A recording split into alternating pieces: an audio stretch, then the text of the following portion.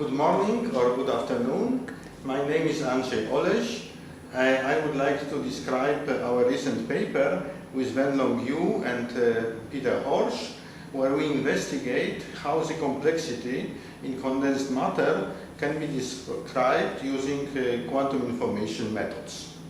In the transition metal oxides, many degrees of freedom are coupled, and this happens for example, in high TC compounds, in colossal magnetoresistance, in systems which have charge order or orbital order, and one observes as well non-Fermi liquid behavior. Here we will concentrate on the first 2 degrees of freedom, spins and orbitals. Such systems appear also in nature as one-dimensional. For instance, in this one-dimensional mode insulator, one has observed independently spin and orbital excitations. However, not always spin and orbital excitations are independent. They may be also coupled to each other in such a way that they rely on entangled states. To investigate this, we need to describe entanglement entropy in a system which consists of 2 subsystems, A and B, because not always wave functions can be described as products of A and B variables. A state in which this is not possible is called an entangled state.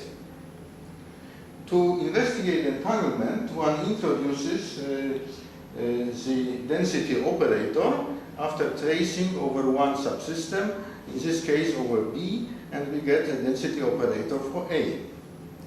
With this density operator, we can then define the von Neumann entropy for the ground state according to this formula.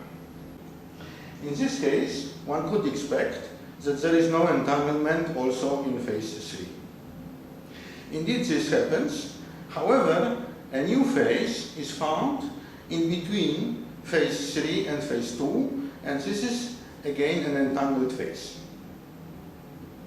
This entangled phase is a surprise because we have seen that in the general approach we expect only either alternation or ferro order for both channels. In fact, it occurs when the spin correlations almost compensate the parameter x.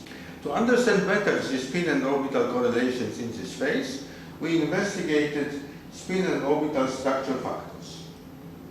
They are shown here for 2 phases, namely for phase 3 and phase 5, by black and red color. To understand better the changes of the ground state, it's useful to look at the von Neumann entropy spectrum.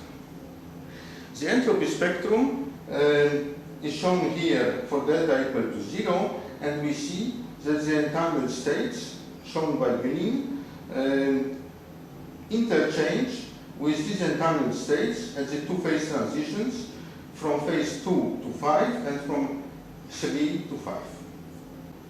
To summarize, we have shown that the von Neumann entropy spectrum serves to describe spin orbital entanglement across quantum phase transitions, both for the ground state and for excited states. We have also found a novel phase 5, which is an entangled phase in the case of IZB interactions without orbital fluctuations. If you wish to learn more what happens when orbital fluctuations come into play, then you may wish to look at our article. Thank you for your attention.